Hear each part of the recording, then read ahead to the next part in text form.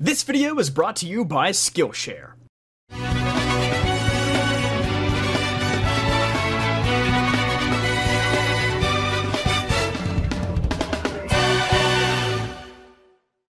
Good morning everybody, good morning, it's JPR and welcome back to another video. Okay, so types in Legends Arceus, let me just say, probably aren't nearly as important as in past Pokemon games, since you can literally fight noble Pokemon with your bare hands and just run away like a coward from anything remotely threatening, but nonetheless types can still give you a significant advantage or disadvantage in quite a few battles. So today I'll be breaking down all of the major battles and other factors to find what the best and worst types of the Hisui region really are. But first, do me a favor real quick, 90% of my returning viewers aren't subscribed. Yes, you heard that right, 90. It's quick, it's easy, it's free, so what are you waiting for, Jacob? Yeah, that's right, I'm talking to you! If everyone subscribes and leaves a like, we will all have a pizza party. But if our buddy Jacob doesn't sub, then you don't even want to know what'll happen. So first things first, so let's start with a breakdown of all of the noble Pokemon since these will be the easiest to get out of the way. Kleavor, the first noble, is a bug and rock type Pokemon weak to rock, steel, and water types with rock and flying coverage moves, so not the best for flying, fire, fighting, grass, or ice types, and certainly not great for bug, which loses to both. Oh no, Bug, can you not start down this path already? You already got enough smoke in the other type videos. However, there are two types that I'd like to strike from the record because they are borderline unobtainable in the Obsidian Fieldlands. First is Steel, because the only Steel type that is possible to obtain this early is Kleavor's sibling, Scizor. But the Metal Coat will be very hard to obtain this early since space-time distortions don't unlock until the second area, leaving your only option as getting 1,000 merit points to cash in for one, which I don't see a lot of people doing this early in the game. As for Ice, the only Pokemon that can be obtained this early is Glaceon, likewise through gathering 1,000 merit points and exchanging them for an Ice Stone. But again, most players are probably just going about their business catching the available Pokemon rather than hunting down dozens of lost satchels. Speaking of which, can anyone help me get some of mine back? There should be about, I don't know, 80 of them lying around where Tornadus spawns. So even though technically Steel should be +1 and Ice -1, I'm keeping their records even for now. Up next is Hisuian Lilligant, the Lady of the Bridge as she is referred to, a grass fighting type with grass and fighting coverage. Pretty straightforward. Obviously, Flying type is the biggest winner here, but it's also pretty favorable for Poison, Fire, Psychic, and Fairy. Ice and Grass fighting just kind of point their guns at each other, so that's another even for Ice. Ground, Rock, Water, Normal, and Steel are the most vulnerable types here. Dark, in theory, wouldn't be great either, but seeing as how the only available Dark types at this stage are Murkrow and Stunky, their other types actually make this matchup quite favorable. Unfortunately, Umbreon is kinda a realistic factor that we have to consider though, so we'll call it a wash. We can safely give a W to Ghost here though, since only the Drifloon and Ghastly families are available here, both of which should have no problem fighting against Lilligant. The third noble is none other than Arcanine, who is beautiful and perfect, just had to put that in there. Well, except when he has to fight against ground and water types, that's not so good. Other rock types and fighting types are also a bit problematic for him. However, he actually wins against a heap of other types including grass, fire, flying, steel, and even ghost and psychic since he carries Crunch. And he absolutely decimates the bug and ice types. Types like Poison and Fairy aren't particularly effective here either, especially since many of the available ones at this stage like Skorupi, Golbat, and Togekiss are weak to one of Arcanine's types. Fourth in line is Hisuian Electrode, who only attacks with its own types, Electric and Grass. This leaves it quite vulnerable to Fire, Ice, and Poison, but the real MVP here is surprisingly Bug after a rather rough start to the region. Dragon is also quite useful, being able to tank all of Electrode's attacks. But the Water, Flying, Ground, Electric, and Steel types are certainly the least useful for this fight. Finally, the last noble, Avalugg.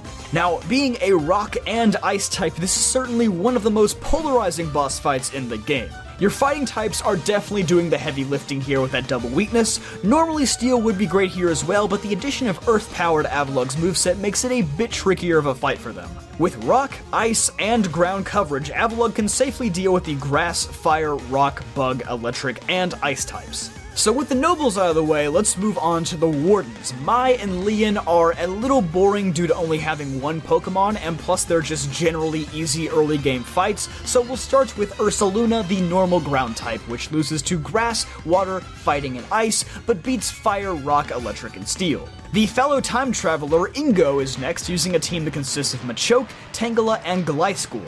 In general, Flying and Ice are best against him, while Rock and Electric may struggle a bit. Melly is a poison-type warden because he is so toxic! Oh, sorry, I just hate that guy with a burning passion, and I wish him all the misfortune in the world. But his team is rather easy to pin down, losing to Ground, Psychic, and Steel, and even Rock is also quite favorable against him since 2 of his 3 Pokemon share a weakness to it. Gyrick, the Ice-type warden, is also rather simple. It's basically just the normal wins and losses against Ice. Warden Sabi is a rather unique 3 versus 1 fight, although most of the attention is going towards Rhyperior here since it is by far her strongest Pokemon. On average, Grass, Water, and Ground are the most useful types here, with Fighting also being a solid pick. And now we're moving on to bigger spoiler territory. This is for the end of the main story.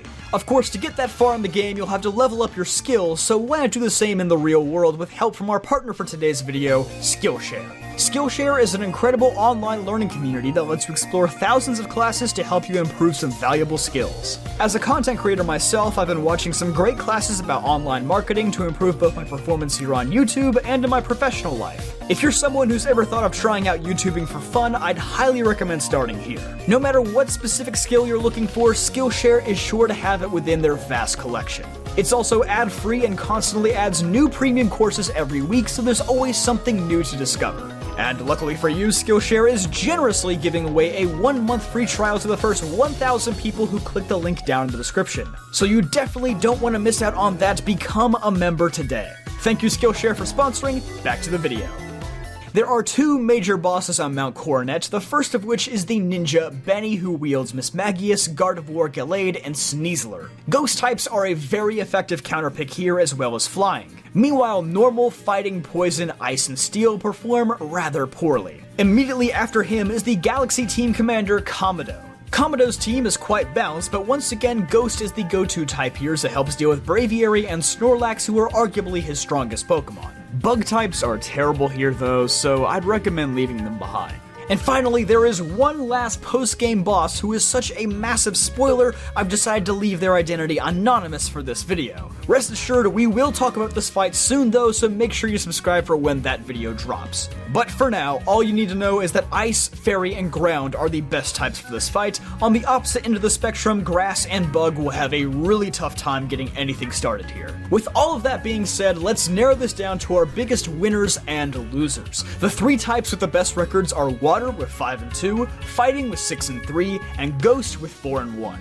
Starting with Water, they have a really stellar lineup of Samurott, Vaporeon, Gyarados, Gastrodon, Walrein, Empoleon, and Basculegion. Basculegion and Walrein stand out the most to me since their secondary typings of Ghost and Ice help out against many of the game's strongest bosses. You may be surprised that I glanced over Empoleon, considering Steel is almost always one of the best types in the game, but sadly not here. With a 4 and 6 record, it's far from the worst type, but considerably mediocre compared to how good the type normally is. It also doesn't help that many Steel types are incredibly slow and are unable to take full advantage of the new battle system. Keep that in mind for later. Next is Fighting, which includes heavy hitters such as Decidueye, Infernape, Heracross, Toxicroak, Gallade, Sneasler, and Lucario. On paper, that sounds really good, but sadly, as we'll learn later on, many of these fighting types are paired with some of the worst typings in the game, which decreases their overall value. I think the only true standout among the crowd is Infernape, which should come as no surprise. Firefighting pairs together really well to destroy many tough fights. And lastly, Ghost, which includes Drifblim, Gengar, Dusknoir, Basculegion, Mismagius, and the Hisuian forms of Typhlosion and Zoroark.